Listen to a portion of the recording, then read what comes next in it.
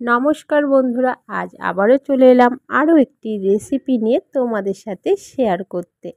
আজ বাঙালিয়ানা জবার রান্নাঘরে নতুন কি রেসিপি হয়েছে সেটা চলো দেখে নেওয়া যাক।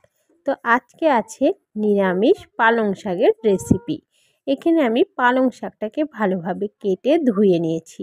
পালং শাকে দেওয়ার জন্য যা যা সবজিগুলিকে আমি কেটে নিয়েছি, মূলো, শিম, কুমড়ো, আলু, বেগুন, বরবটি আর 1 বাটি মতো নিয়ে নিয়েছি কড়াইশুঁটি। সবজিগুলিকে কেটে ভালো করে আমি ধুয়ে নিয়েছি।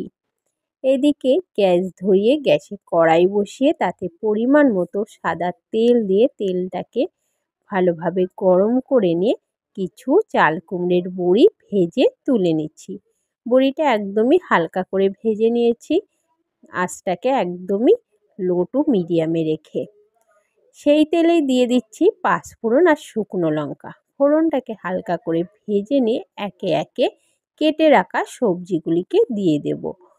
দিয়ে ভালোভাবে একটু নাড়াচাড়া করে তাতে দিয়ে দিচ্ছি স্বাদ মতো নুন, পরিমাণ মতো হলুদ গুঁড়ো।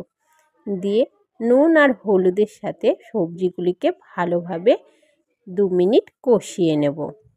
2 মিনিট কষিয়ে নিয়ে ঢাকা দিয়ে দেব 5 থেকে 6 মিনিটের জন্য। তো 5 থেকে 6 মিনিট পর সবজিটা অনেকটাই কিন্তু মজে গেছে।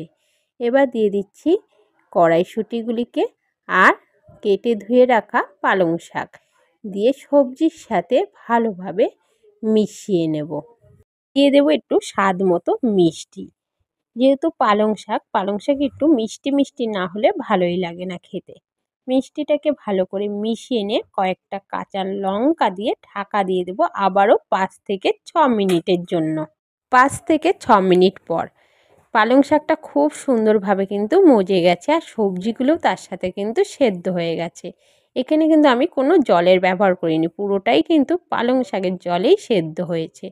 ভালোভাবে একটু সবজিগুলিকে ভেঙে দিয়ে পুরো একটু মাখা মাখা টাইপের করে ভেজে রাখা বড়িটাকে কিছু ভেঙে দিয়ে ভালোভাবে পালং শাকের সাথে মিশিয়ে নিয়ে নামানোর আগে কিছু ফ্রেশ ধনেপাতা ছিটিয়ে নামিয়ে নেব। রেডি হয়ে গেল আজকের বাঙালিয়ানা জবার রান্নাঘরে পালং শাকের নিরামিষ রেসিপি। কারা কারা পালং শাকের রেসিপি খেতে পছন্দ করো বা পালং শাকের রেসিপিটি কেমন হয়েছে অবশ্যই কমেন্টে জানিও। আজকে এখানেই শেষ করছি। যেসব বন্ধুরা এখনও আমার চ্যানেলটিকে সাবস্ক্রাইব করেনি তারা চ্যানেলটিকে সাবস্ক্রাইব করে পাশে থাকা বেল আইকনটি ক্লিক করে দিও। আর যেসব বন্ধুরা ফেসবুক থেকে দেখছে তারা অবশ্যই ফেসবুক চ্যানেলটিকে ফলো করে দিও। ধন্যবাদ।